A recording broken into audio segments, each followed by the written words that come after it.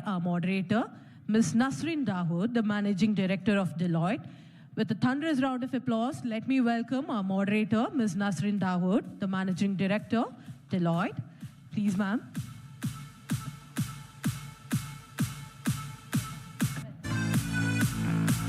Welcome, ma'am. So I would like to introduce our moderator to all of you. Ms. Nasreen is a global technology and business executive with 25 plus years of international experience, lead at premier technology and IT managed services firms such as Deloitte USI, Kyndryl, IBM, Microsoft, and Wipro. Ms. Nasreen is currently with Deloitte as Managing Director, recognized for architecting and delivering $300+ million end-to-end digital, cloud, and AI transformations for Fortune 500 clients, consistently achieving significant business impacts. So ma'am is known for pioneering AI-powered operation models, driving innovation adoption, and translating advanced technology into bottom-line business value. And she is very passionate about mentoring emerging talent, advancing diversity in STEM, and influencing outcomes at the intersection of technology, business, growth, and risk management. So may I request every one of you to please welcome Ms. Nasreen with a round of applause. And it's my honor to welcome our speakers for the panel discussion. I would like to welcome Dr. Anshu Premchand, the Vice President of Tech Mahindra. Welcome, ma'am. And next, I would like to welcome Mr. Chethan Iyengar, the Vice President, Data Protection, Standard Chartered. Welcome, gentlemen.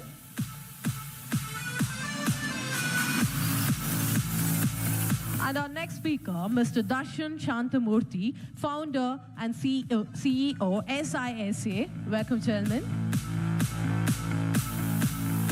So, over to you, ma'am.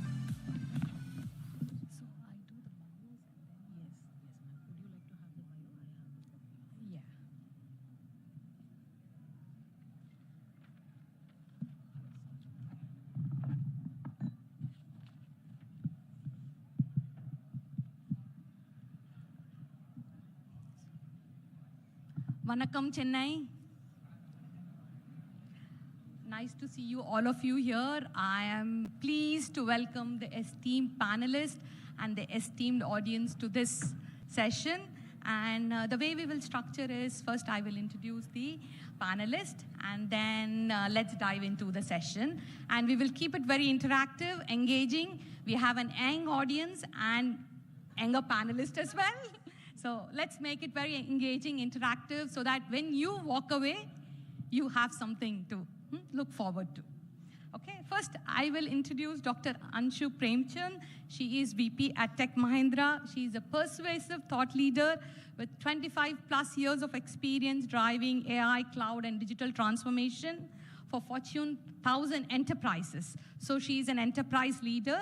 And she is the Vice President and Group Head Function of Tech Mahindra, High-Tech Media and Entertainment Unit. She leads multi-cloud strategy, AI-driven innovation, and large-scale transformation programs.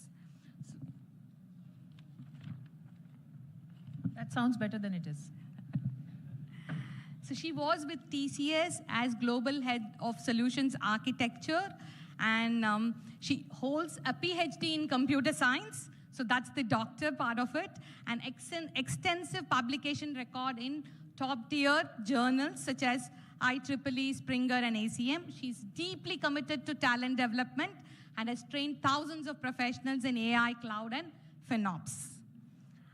Next, I will go to Mr. Chethan Iyengar, Vice President, Data Protection, Standard Chartered. Mr. Chethan Iyengar is Vice President, Data Protection, where he leads enterprise-scale cybersecurity transformation with strong focus on protecting sensitive and personal data, strengthening enterprise risk governance. So anything with enterprise risk governance, Mr. Chethan is your go-to person. With 2 decades of experience across BFSI, banking, large-scale telecom, and infrastructure platforms, he brings a rare blend of technical grounding and executive-level judgment, which means he can talk to the top execs as well as students as well. He is known for building pragmatic, business-aligned security capabilities that reduce data risk while preserving operational efficiency and innovation velocity. A frequent panelist and advisory contributor, Chethan is recognized for his outcome-driven perspective on data protection, and we are going to ask him the outcomes of this program. Next, I will move to Mr. Dharshan Shanthamurthy, founder and CEO of CISA. He's a founder, he's an entrepreneur who plays a critical role in safeguarding world's digital payment infrastructure. So all the money, if you want to secure, Mr. Dharshan is our guy. He's made a bold transition into cybersecurity 22 years ago and is now widely recognized as trailblazer in the industry. He holds over 10 global security certifications. So which certifications to go for, which you are interested? Again, Mr. Dharshan. And under his leadership, CISA has led several pioneering efforts, including India's Digital Threat Report and Quantum Cyber Readiness White Paper. And his accolades are long, and that we could run out of minutes, so I'm keeping it short. Dharshan, please welcome. And I would welcome all the panelists to this discussion. So a big round of applause for yourself as well. So we are going to talk about cybersecurity, talents, threats, and technology. Three topics, main topics: talent, which is focusing on what skills should we develop; threats, what are the new threats which are coming in the industry, and what does that mean for us, right? For students, for professionals, for everyday users, and technology. Like what skills should I go and acquire for, and what are the new technologies which are coming in the market? And you know this very well. Today we live in a digital world, right? Everybody uses AI tools and digital platforms, right? You use, my mom uses smartphones. So she's also exposed to some of this.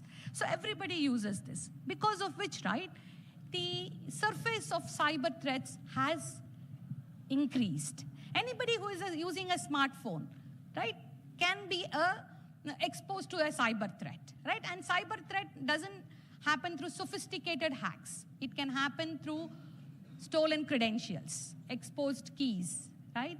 And machine-generated hacks, machine-generated threats. So now what is important? Cyber literacy is important, and Dr. Anshu will cover this, and Dharshan will also cover what is that minimum cyber literacy required. Because it's something similar to your financial literacy, right? Everybody has to be aware of cyber. You, me, everyone, right? My mom has to be aware of the cyber threats, right? Because I'm remembering my mom so much because she calls me whenever there is a SMS. Or should I click that link or not?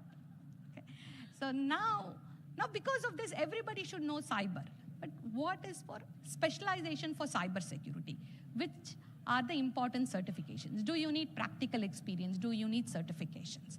We need specialized cybersecurity professionals so that you can lead, you can protect, and you can secure the infrastructure.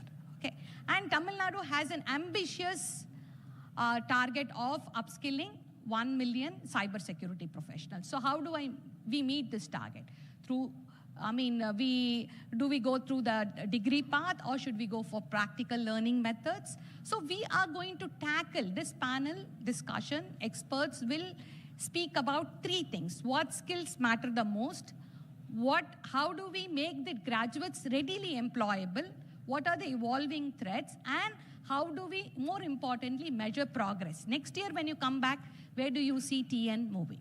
Okay, with that, let's dive in, and I will start with the questions.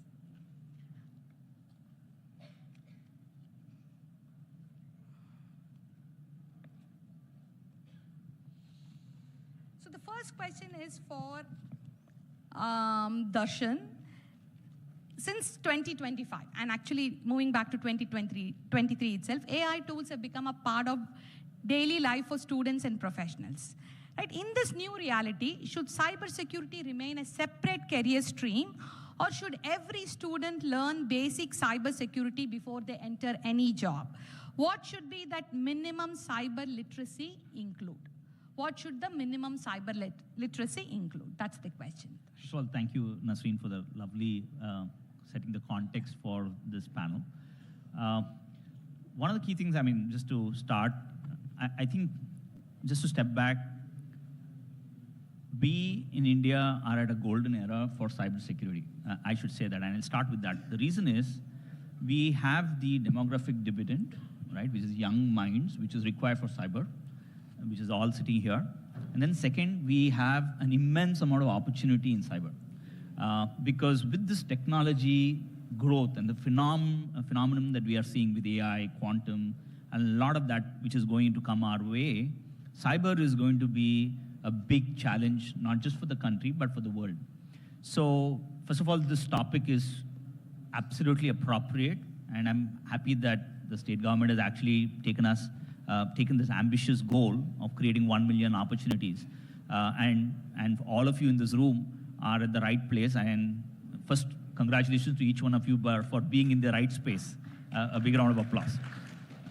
Now, in terms of so the way I look at it is to answer your specific question, there are two dimensions to this. So first is absolutely yes, there is cyber literacy and basic awareness that is required. But where I see is that the next 1 million opportunities, right? And I think that's phenomenal for us. And I think there is where we as a country have to start putting the thing. And it starts way early. While some of us here in the room might be great to look at it as a career, but I think one of the key things that we have seen, we run an initiative called Cyber Smart Bharat, where we have started putting this critical thinking way at 7th grades and 8th grade. Because in cyber, one of the fundamental construct is critical thinking. Right? And being, you introduced me very well. I'm a chartered accountant who fell in love with cybersecurity. And that is completely opposite. And so one of the key things, one of the unique qualities in cybersecurity is that there is no qualification that is required. At least, what you need is basic DNA of critical thinking, of challenging the status quo. And you start with that foundation. Okay. And then as you graduate, you go into a lot more technical. So we'll probably cover the rest of it. Yeah, we will cover this, So next, moving on, I think this will be of great interest to the audience. From an industry point of view, what are the top 3 skills of an existing employee or a new joiner must have for a day one ready cyber role? Is the foundation still networking and Linux? I did networking and Windows 25 years ago. Or has the baseline shifted? We will go to Dr. Anshu for this. Thank you. An excellent question. I suppose all of you are interested, especially the students who are looking for jobs in a couple of years from now, right? I agree partly with what Dharshan said. There is no set qualification because the threat surface changes on a daily basis, doesn't it? I'll stick to the question because this topic actually requires a lot of deliberation, a lot of conversation in detail, in depth, which I'm sure many the panels and the conversations are covering today and tomorrow. What the skills you should have? One is the understanding that identity is the new perimeter, right? So you need to know that a lot of security threats and cyber threats actually come from a identity or a token that is misplaced and put in a wrong place and made available to someone. So somebody who's breaking your network or your email or your financial account is not someone who's trying to use brute force to get in. They're most likely using your credentials that you left on a tag on your phone or on your working desk or on your refrigerator in a work area, and they just got access to it, right? The second thing, you asked Linux and networking, right? So yes, Linux and networking at the moment continue to be basic hygiene skills that you would need to know. That's the basic of everything, isn't it? You can have AI write code for you by a trillion lines in moments, but you need somebody to look at them and see that if the surface is covered. So identity is like I said, the new surface that you need to look at. You need to have cloud skills. You need to understand cloud fundamentals. Now, Nasreen mentioned that I have a PhD, and I'm a lifelong learner. I'm a huge proponent for continuous learning. That's what I do as a part of my job for myself personally, and I think that we learn by example. We live by example, right? I think that you shouldn't restrict as students to a particular kind of hyperscaler or a particular kind of skill, cloud skills. So you need you understand what SLO means, what SLA means. You understand how, let's say, an Anthos work, but you also can transfer that skill of SRE, let's say, to an Azure or an AWS or any other cloud seamlessly. So cloud fundamentals are the second thing that I look for and I think are very important, right? So you combine these two, and the third thing that is the most important skill, which is very difficult to teach, is curiosity, right? So when you look at cybersecurity, you look at, I'm sure all of you've heard of, red teaming, blue teaming, and stuff like that, right?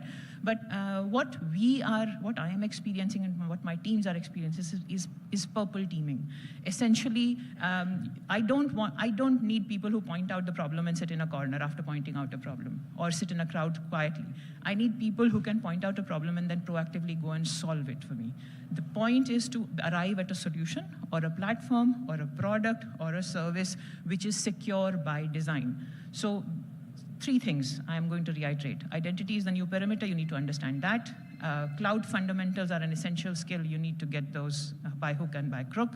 And third, curiosity. You need to know how to look for what can break and then proactively fix it. Those are the 3 skills you need to have. Absolutely. And thank you, Dr. Anshu. Networking is the basic. TCP/IP, how many of you, that is the basic. If you know TCP/IP, you are a good, candidate for cybersecurity and Linux, cloud skills, and identity, right? Very well said. And does the audience have any questions around this? Because this would be of interest to the audience. If anybody has a question around this, they can raise their hand and we can pass the mic. Yeah, I think there is one.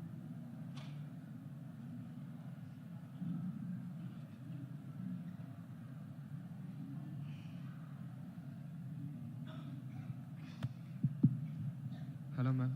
My question is for you. I'm Chethan from Bit louder. I'm Chethan from Sri Venkateswara College of Technology. Hi. My question is regarding on the topic you said Linux and networking is important.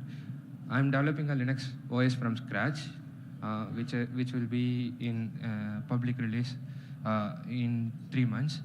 So I'm just asking you, do you look for a person who can break things, or a person who can understand things deeply or vertically inside it, and then bring up with a new solution? That's all. This is a fantastic question, huh? Yeah. Wonderful question. Well done on the question. Do you understand what shift left means? You do, okay. So if there is anyone who doesn't understand shift left, you need to go back and look for it. I will not answer. But going back to you, what am I looking for? See, there are different skill requirements for different people. 1 million trained or 1 million or 10 million requirements for cybersec professionals or for full stack engineers means different kinds of skills are being looked at. See, for example, when Dharshan is looking for someone, he is looking possibly for very deep skill in AI and finance to be able to help him create products newly. Right? When Chethan is looking for someone, he works for a bank, and ideally he's looking for somebody who can keep the bank's products, platforms, customers' data more secure. I work for a GSI, I work for Tech Mahindra. When I look for people, I'm looking for skills that can service a customer. So I'm looking for a full stack engineer who also understands security well and does not break stuff. Right? I also need a person who is a security analyst in a SOC team, a security ops center team, right? I'll also need a person who can be a security architect for a customer or for a vertical. So different skill areas, different jobs require different kind of specific mental makeup and skills to be able to service that particular need. That's the short answer. But you need, see, for example, this is a real incident. We were hiring recently for my team. We had 2 candidates, nearly same skill set, nearly same kind of colleges, fresh, what we call as ELTPs, entry-level professionals.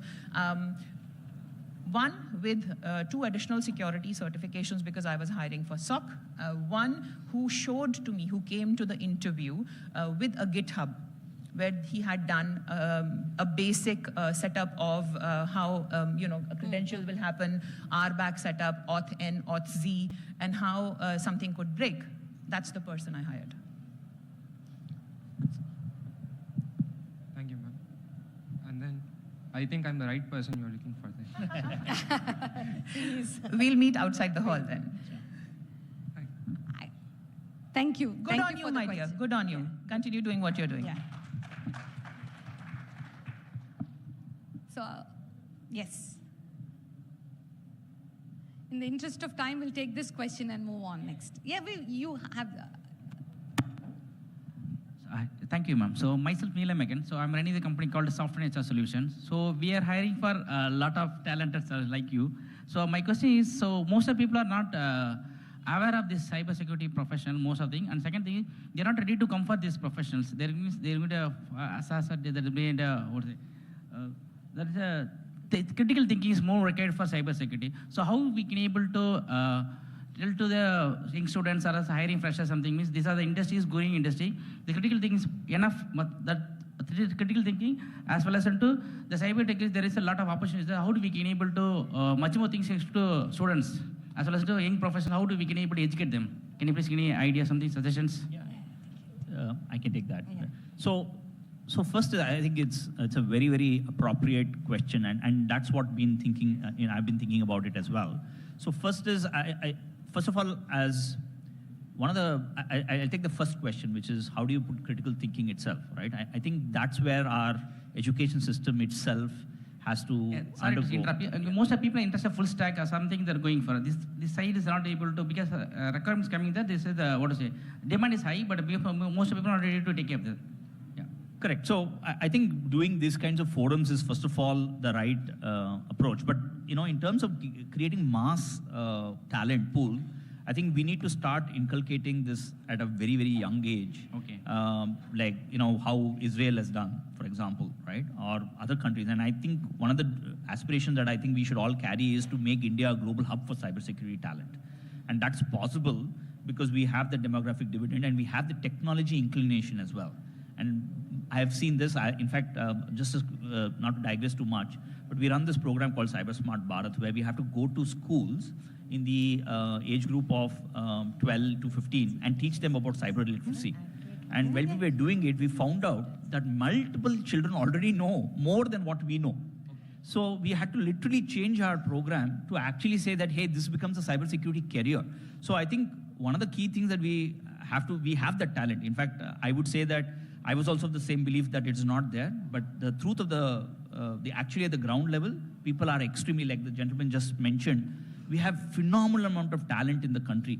It is that we need to just park this at this point in time and create role models in cybersecurity, that this is a profession and which can obviously be very lucrative. But at the same time, more than money, I think it's about passion for this space. Yeah, I'm not sure whether I answered your question directly, but anyone wants to add? Please add. Yeah, I do want to actually. I'd leave you with two things. Please don't look for structure, first of all. Yes. That's the basic aspect of developing and inculcating critical thinking. When you look for structure, you're not right for this profession, first of all, right? Because the entire thing about cybersecurity is to be able to secure your infrastructure, your applications, your platforms, your products, and stuff like that. And now we're in Tamil Nadu, so the IT OT hub of the world. You need to look at the edge. You need to look at everything else that comes in between and break it, and then fix it so that nobody else can break it. So don't look for structure is first. Second is please be unafraid to experiment, and this is for all the students and not necessarily for you. The most important thing, I think, is for you to be able to learn, for you to be able to experiment, and for you to be able to go wrong. It's okay to go wrong because you tried. Thank you, Dharshan. And yeah. Thank you. So moving on, right? I mean, Tamil Nadu, I think we have the ambition to produce job-ready cyber professionals for global demand in the next 6 to 12 months. So to meet this demand, from an industry perspective, what we should stop doing in the current training ecosystem and what we should start doing, 2 things, right? Because we, as an industry, when the young professionals come out, we see that are they readily deployable, and the industry invests 6 months in training them, right? And training them on full stack, on cyber tools, and the cloud security and all of that. So what should the academia stop doing and start doing so that these professionals are ready to get deployed? I think that's the question we want to ask Dr. Chethan. I think that's a pertinent question to everyone here. So, to my knowledge, academia has been theory heavy and less on practice. That needs to tilt. Yes, theory is needed to lay the foundation or the foundational bricks, right? But on top of that, practice has to be broadened in collaboration with industry and research labs or research and development organizations, and I think there has to be a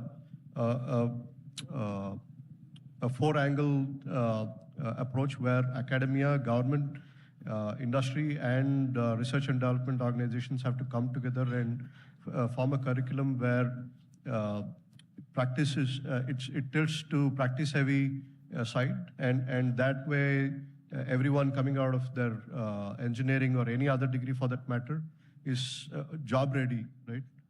And can be assimilated by organizations, and they can start working maybe month one, if not week one. Yeah.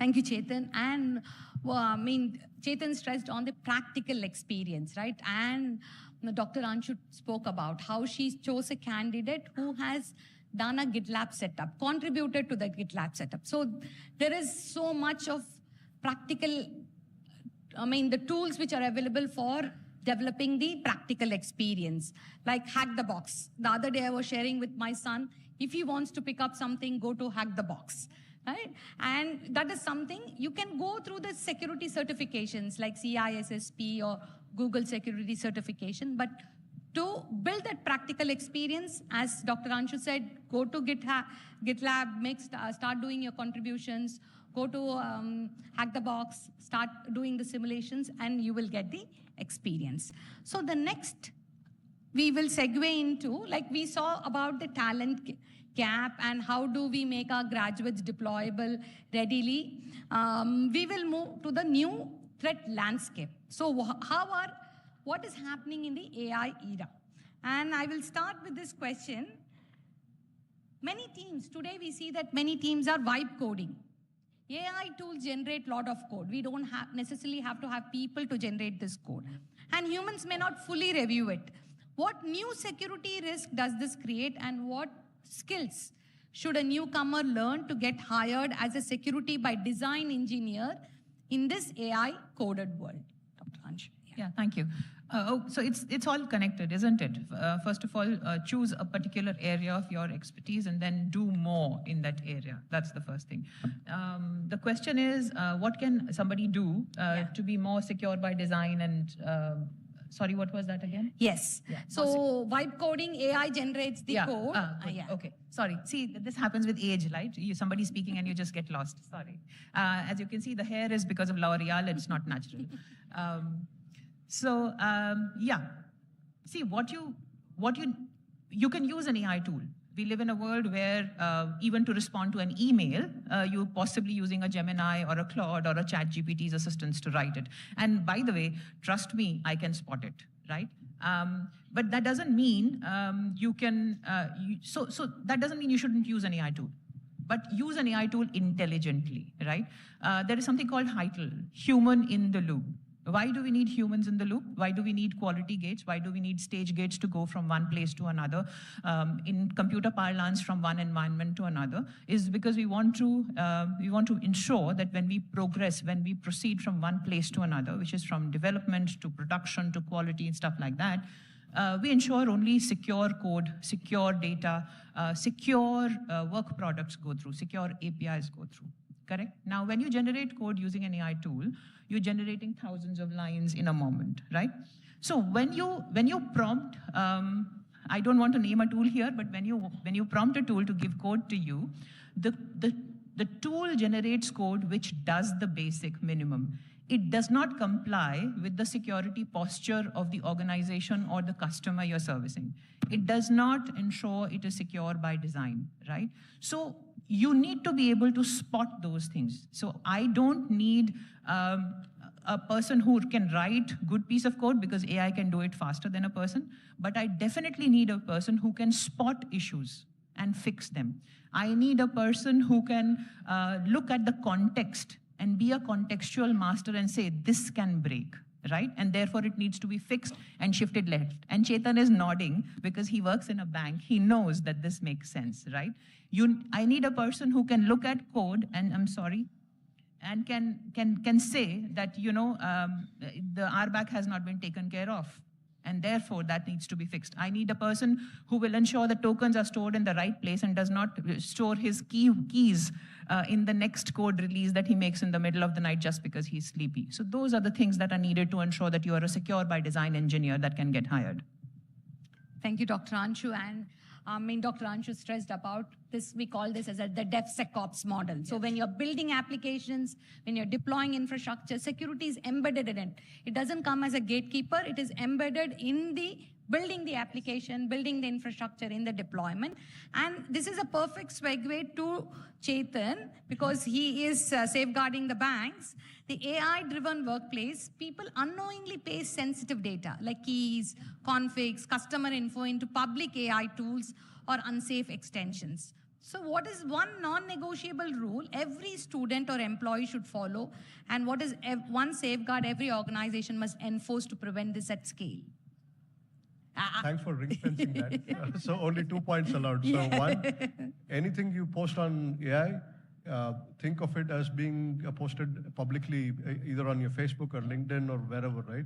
So don't think it is private. So when you start applying that filter, you will know what to put there and what not to. Second, organizations need to ensure that the guardrails and the AI security controls are put in place. There are a plethora of controls and guardrails, and data leakage is one of the controls, and there are many to talk about. Yeah. So what's one personal tip you would like to share with the audience? You sorry, have can you? One personal tip, anything which you follow diligently. You need to be AI ready and make sure you know how to use AI effectively, securely.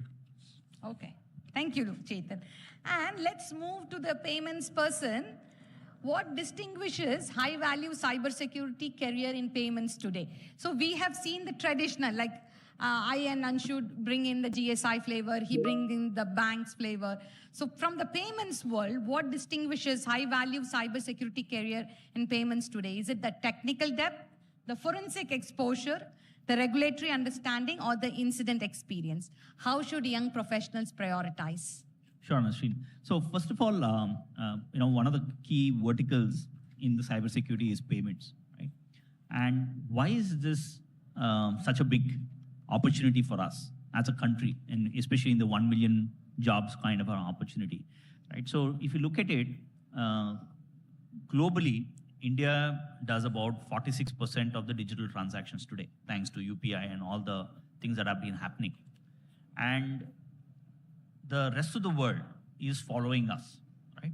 And so that means that we have established authority on digital payments and securing that. Obviously, we couldn't have got to that scale without having cybersecurity baked in. So we have demonstrated to the world that we can do it securely and at very low unit economics. So, and then the entire world today, if you look at it, the entire world is getting into digitized payments, right? I was just having a friend of mine in the US, and of course the US still is way behind in terms of the digital payments, because in terms of remittances, when it needs to, when I say digital payments, I'm talking about real-time payments, not talking about retail payments, which happens on cards. But so there is a lot of opportunity. A lot of countries are going towards modernization, and this also applies to GSIs as well, that payments is going to leapfrog. And obviously, cybersecurity as in the flavor of payments is also going to leapfrog because of the fact that cybersecurity is a very important in the trust of the digital payments itself is concerned. So there is, first of all, there's huge opportunities. Whoever wants to pursue, just like our friend. And the good thing is this is a horizontal plane and not just a vertical plane. You can, like, you have Security Operations Center, you have GRC, you have AI security, you have quantum security, and so on and so forth. So this is a horizontal plane which adds more flavor. So there is huge scope for anyone who wants to look at payments with a combination of cybersecurity. That's number one. Number two, so what do you do in order to get there? Definitely understanding how the payment ecosystem works is going to be extremely critical.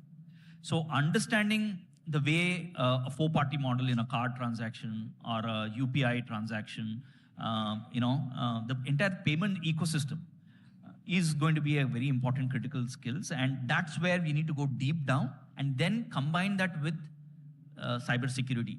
So I always call cybersecurity for payment ecosystem is a combination of three. One, AI, because AI is used extensively in payments. If people do not know AI, it was payments. Payment industry adopted AI way before the rest of the world actually adopted AI, and Chethan would agree, right? And second is of course cybersecurity, and third is digital payment. So if you can develop expertise around all these three areas, then obviously it's a phenomenal opportunity. And why all of us should look for is because these are all what I call as high value jobs which we are going to create, and hence. Cybersecurity, if you look at an average pay scale, commands much more premium than IT engineer for this reason, because it's a class skill and not a mass skill. And that's where we need to create for that 1 million is going to be a class set of skills that we are going to create for the world, which is going to be high paying, high rewarding both for the country as well as for the individual. Well said, Dharshan, well said. And these are the class skills which are going to also bring in money, lot of money. With that, right, let's look at what is the future of the employability. In recent years, we have seen there is a mad rush, the GCC gold rush. GCC is the Global Capability Centers. The global companies setting their centers, the innovation and the capability centers in India, across Chennai, Hyderabad, Bangalore. They have shifted from headcount-led hiring to a capability-led expansion. For a student in Tamil Nadu, which three career tracks are currently seeing the most aggressive hiring in cybersecurity? I will go to Dr. Anshu. Okay, so I get the most difficult questions, Nasreen decided. Three skill areas, right? I think one no-brainer is full stack engineering track, right? Which is basically DevSecOps. See, security is shifting left. By shift left, and I said I will not explain, but summary, security is not an afterthought anymore, right? It is built into how we produce code, how we change code, how we create products, how we make microservices and APIs available. Everything, it is shifting more left as we speak, right? So a full stack engineer who understands security well and can guardrail it before it becomes an issue is a track which is seeing a lot of opportunity and we'll see more in the coming 2 to 3 years, including with GCCs. And I hope that Tamil Nadu sees more GCCs in the next few years. The second skill area, I think, is security expertise as SOC engineers. Security engineers themselves who understand the security operations, can watch code and, watch out for issues, things that can go wrong. True story. In the middle of the night, there is a 2 a.m. Hot patch has to be applied, Nasreen. And somebody misplaced a token. And that became an issue. So what we did proactively is we made token management and key vault management, security management, a part of the initial training that is given to ELTPs so that this doesn't happen again. But the second part is SOC engineering, the second skill track, which is seeing a lot of traction is what I think, right? And the third skill area where I think there will be a lot of traction is authentication and management of the skills there. So RBAC management, pipeline management and building, trunking, all of that. Identity and okay. So, thank you, Dr. Anshu. Summarizing, it's around full stack engineering, the SOC expertise, and the identity and access management. And security, cloud, of course, is the... See, the cloud is the fundamental for everything. Linux networking is fundamental for everything. So don't ask about that. And I want to say one more thing. See, as a student, don't be boggled by how much this sounds or how difficult this sounds. This builds spirally. See, the four of us are sitting here with 25, 30 years of experience of having worked here, gone wrong many times before we got it right. You have the opportunity to learn from it. And the other gentleman who asked me a question earlier said he's building his own Linux kernel, right? See, the key to doing this right is to understand that knowledge is not built in silos. You need to be able to learn from others who've done it before you. You need to be able to do it right, but also be able to go wrong and then pivot when something changes. See, nobody had seen the pandemic. Before 2020 and after 2020, technical skills are completely different. So you need to be able to learn, you need to be able to pivot, but those are the 3 skill areas which are fundamental, I think, will see a rise in hiring. Yeah. Very well said. You have the technical skills, also the mindset, the curiosity, the ability to learn, and then to pivot to the changes. And moving on to Chethan, we have historically been a state of service giants. But in 2026, the biggest threats are specialized, coming from AI agent risk, deepfake frauds, and non-human identity theft. Do you see a massive opportunity here for young entrepreneurs in Tamil Nadu to build specialized AI native cybersecurity product startups? So there is, and there's a lot of work going on, and the focus is shifted to zero trust architecture. So there, and from RBAC, we have now moved on to ABAC, which is attributes-based access control, etc. So yes, there is a lot of scope and a lot of room for entrepreneurs to play in this space. So I just spoke about these couple of things, which are like tip of the iceberg, and there's space or wiggle room to work on ID vaulting and just-in-time release of IDs. So these would actually safeguard an enterprise or any company against ID thefts, and especially the generic IDs being misused or maliciously used for purposes that they were not designed for. Thank you, Thank you, Chethan. And so what we hear is, like, we will have graduates who will be immediately deployable through all these practical hands-on training experiences and the certifications.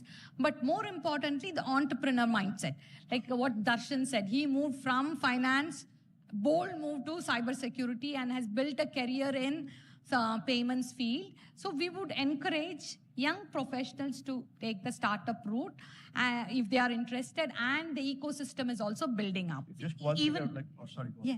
See, even with the TechM and Deloitte, I'm sure, if you're an entrepreneur, we wouldn't mind it at all. You come to me with a good idea, with a prototype, I will fund it. Yeah.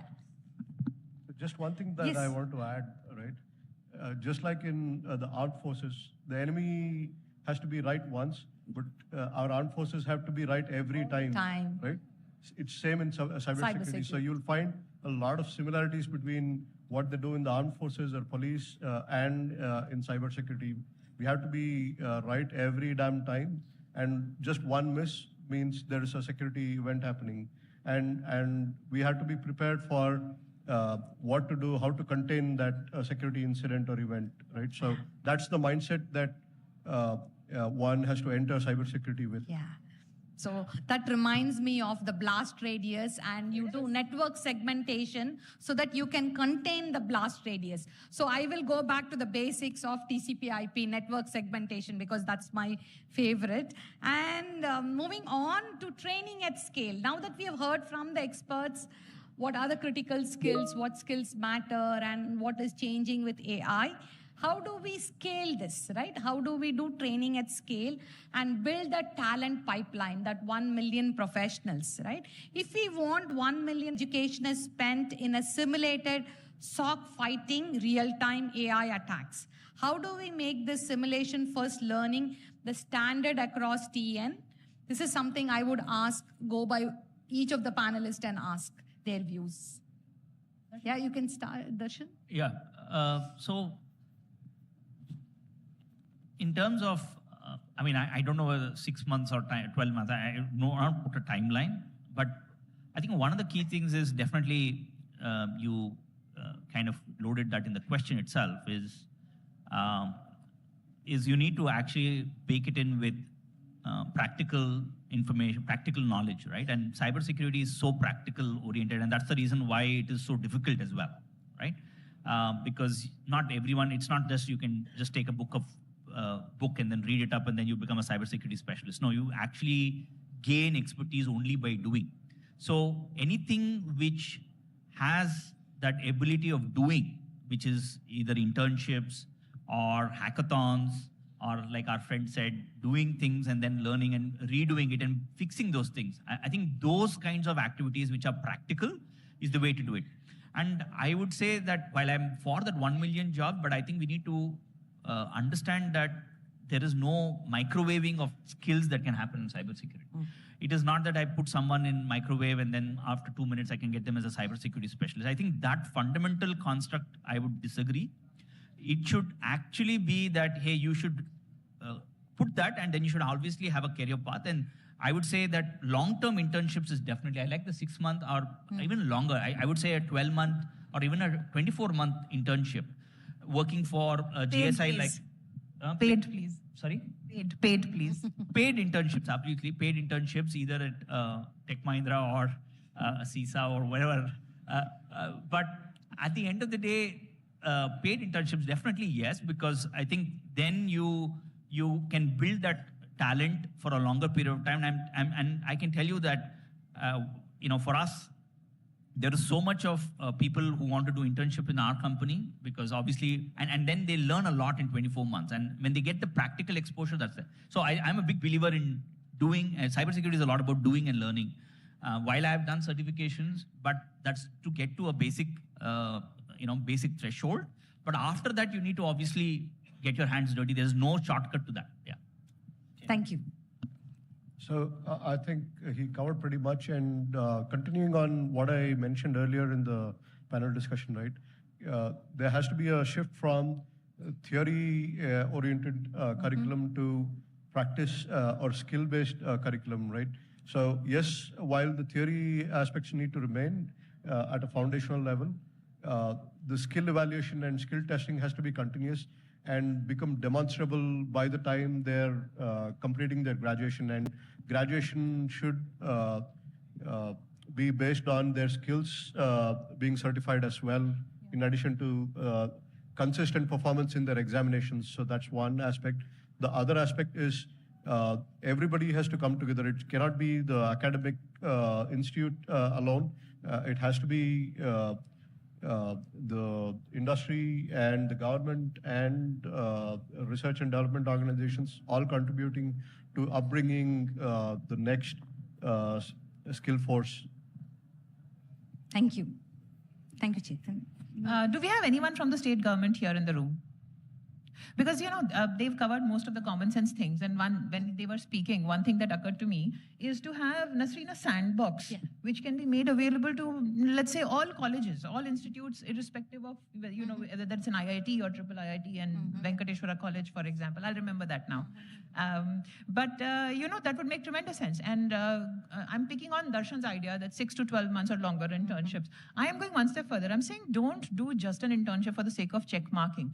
I am saying maybe it is time for the sandbox to function as a function for the state government. We have so many services that are online. Why not use the sandbox to provide security and shift security left for government functions? Yeah, that's what you should do. Yeah, great idea. Great just ideas. one item that I want to add. There has to be proactiveness on the part of the students also, where they are proactive and do something on their own. Don't wait for things to happen to you. Exactly. You don't sit under the apple tree and wait for an apple to fall in your mouth. You need to wash it also. But there you go. Thank you. Very well said. And we are just on time, wrapping up the session. So we heard great insights, ideas from the panelists. Any last comments from the audience before we wrap up? And in the interest of time, maybe we will pick up a couple of, Go ahead. Anybody wants to take the mic? Yeah. Good afternoon to all the speakers here. I'm Varun. I'm pursuing my BE Computer Science with specialization in cybersecurity. So my question is, when it comes to hiring and finding talents, why a lot of top tech companies focus on only Tier 1 and IITs and IITMs? So what's my point is there are also a lot of talents in nominal college also. And actually, this is not my question. 1 minute. My question is, will you hire a candidate? He's from a normal college, but he is with a very good academics, and he has done attended a lot of competition, and he has won hackathons, and he has also done a lot of he has done an internship in MNC internships, and he has also won in technical symposiums, and he's excellent in his communication and collaborating with There the are people. too many ants, but yes, the answer is yes, I will. And I will hire she as well. Then thank you for hiring me, ma'am. Thank you. It's actually me. So that's not my point. There are also talents in a lot of normal colleges also. So please give more opportunities for them. Things are changing, and things are changing. We're not looking at only tier 1 cities, but also going to tier 2, tier 3 cities as well, colleges as well. So things are changing, and you will see the change happening. There is a lot of work which needs to be done at the college level also to brand and do the industry partnerships. It's a three-way: industries, colleges, academia, all, and the student community all have to come together, okay, and work together, and things are changing, and things will continue to change. Just one thing, Yes. one item that I want to add. Yeah. To your question on why hiring is most generally focused on top-tier colleges, right? Because there is consistency that they see. When I say consistency, they have worked hard to get into those top-tier colleges, one. And then there also, it's not that a 5-point someone will get hired, right? So whoever is having a consistent performance and can distinguish themselves and set themselves apart by showing their accomplishments, those are the ones that get hired. Yeah, and just to last Yes. 30 seconds, just to for the sake of disagreement, one of the key things that we have done, though we can't, it's not that we don't hire from the IITs or we don't hire from the IIITs, but we generally now, in the last couple of years, we hire only from Tier 2 and Tier 3 colleges. Not because of anything else, but because of the value systems, right? And I think because of the grit that the kids come out. And we've seen some phenomenal grit that comes in the Tier 2 and Tier 3, which is not really there in the Tier 1 colleges. The grit to succeed, which is what I call it the soft skills, and their ability to, like what Anshu was rightly saying, ability to identify a problem and stick with the problem and solve it till it is actually solved is very, very important. And that's the skill that we are looking for in cybersecurity. And good news for you is that many of them will be in the Tier 2 and Tier 3 colleges very soon, if they are not there. But we as a company, we have actually hired only from Tier 2 and Tier 3 colleges. And of course, not to put you off, but your assessment of skill is not necessarily the assessment of the other organization. So that's something that you need to keep in mind. I can quote a personal example where someone is hired way beyond an IIT graduate would be hired at. So there's a lot of opportunity. Okay. Yeah, and we have no bias. Yes. Thank you, ma'am. Summarizing, where you start doesn't matter, where you want to go matters, right? And I am not from IIT, I am from Hindustan College of Engineering. Yeah. Nor am I. Yeah, Never so- went to IIT except for a visit. Yeah. So thank you so much. In the interest of time, we wrap up. And thank you to the panelists and the audience. We will continue to build the future of cybersecurity and make Tamil Nadu a cybersecurity powerhouse. Thank you. Thank you, ma'am. May I request everybody to please stay back for a minute, ma'am, please. Yeah, well, ladies and gentlemen, before we wrap up, can we give the gentleman a round of applause for being very brave and asking the question on behalf of all the students? And yeah, I know this session was very interesting, and you all have few more questions to ask our panelists. So they'll be here, they'll be offline. You can always ask questions offline. So now, to honor our speakers and our panelists, I would like to welcome again Mr. Bhaskaran, Assistant Director, Tamil Nadu E-Governance Agency. Please, gentlemen.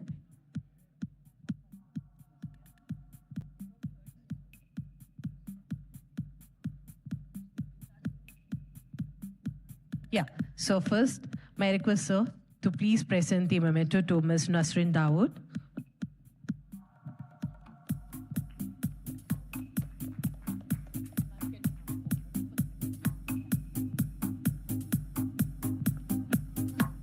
Can we give a round of applause, ladies and gentlemen, for Ms. Nasrin Dawood, the Managing Director of Deloitte.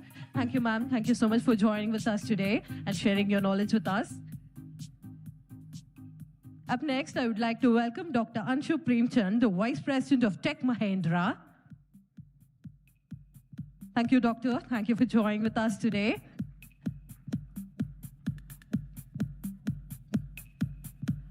Up next, I would like to welcome Mr. Chethan Iyengar, the Vice President, Data Protection, Standard Chartered. Thank you, gentlemen. Thank you for joining with us today.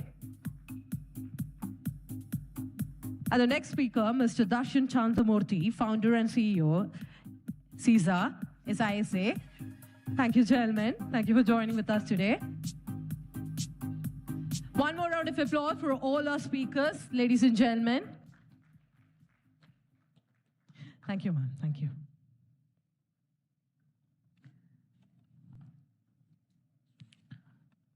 So to our audience, the next session begins at 2 p.m. I request everybody to assemble at Hall C at 2 p.m. And the next session addresses on building a thriving fintech ecosystem. I request everybody to kindly assemble at 2 p.m.